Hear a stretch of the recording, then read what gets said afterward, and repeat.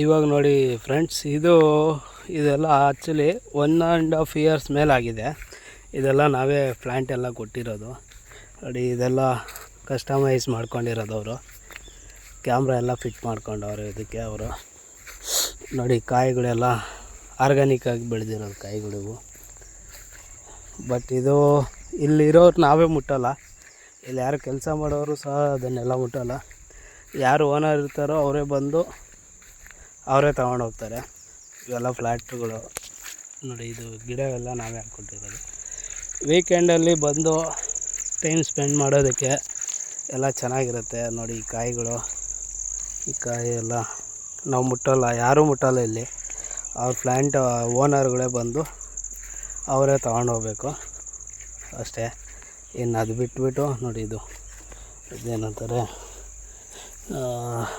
ಬೆಟ್ಟದ ನೆಲ್ಲಿಕಾಯಿ ಏನಂತಾರಲ್ಲ ಅವು, ಎಲ್ಲ ಆರ್ಗ್ಯಾನಿಕ್ಕಾಗಿ ಬೆಳೆದಿರೋದು. ಎಲ್ಲ ಅವರೇ ಮಾಡಿರೋದು. ಅವರೇ ಬರಬೇಕು. ಇಲ್ಲೇ ಎಲ್ಲ ಬಿದ್ದಿರುತ್ತೆ ನೋಡಿ.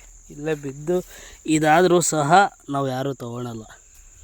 ಅವರೇ ಬಂದು ಖುದ್ದಾಗಿ ಅವರೇ ತೊಗೊಂಡೋಗ್ತಾರೆ ಆಯಿತಾ.